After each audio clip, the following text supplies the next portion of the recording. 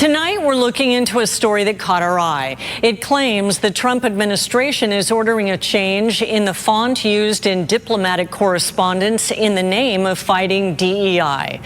It's true. This week, Secretary of State Marco Rubio ordered U.S. embassies and consulates to stop using the Calibri font and return to the more traditional Times New Roman. The Biden administration made the switch in 2023 to be more accessible to people with visual difficulties.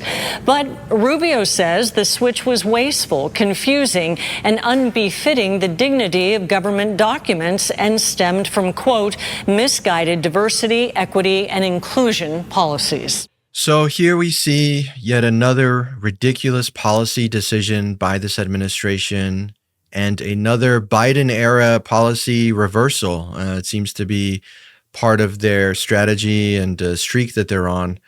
Going after fonts. We now have a war on fonts. Mike, what do you make of this? It seems like a ridiculous story and it's a ridiculous policy, but I think it's a testament to how ridiculous this administration is. What do you think? Definitely that. I mean, to make such a big deal about fonts, and most importantly, like if they want to change the font, fine, they can change the font. You know, I think that if the honest opinion was, look, the Trump administration believes that Times New Roman is more professional, and we want to go back to that standard. Okay, fine. That's within their prerogative. You know, Biden changed it; they can change it. Okay, fine. But to sit here and be like, oh well, you know, it's not only is it confusing and wasteful, but it's a bit too inclusive and it's about all this DEI stuff. It's like, dude, what are you doing? Like the whole point of the swap to go to Calibri was for the A part of DEIA, accessibility. Maybe you could include the I for inclusion, but the whole point is like people can read it better. And I'm guessing, I don't know, but I'm guessing there were studies done or some kind of evaluation to prove that this font would perform better than others. But you're the UX designer here, Emmanuel. What do you think about it? I think part of the Biden team's decision to switch to Calibri was basically to make it easier for screen readers to read these fonts and to be able to depict, you know, what's on the screen to people who, you know, are visually impaired, etc. So that seemed like a logical change. It seemed like a inclusive change, nothing major there.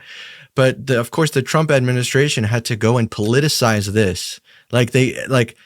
Obviously, this is part of their strategies to politicize literally everything. I mean, we see that even with this latest breaking news that we covered yesterday of Rob Reiner's death, and that had to be politicized. And now this font stuff has to be politicized. I mean, everything this administration does, touches, or talks about has to be politicized. And now it's getting ridiculous.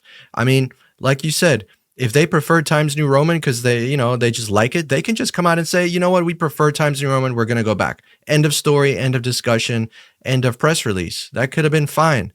But now they have to politicize and say, oh no, it's too woke. They did it was too much DEI and we're trying to get rid of that and we're going to get them, Tiger. It's like, guys, calm down. It's a font. Right. Like what's next? Comic Sans or Wingdings?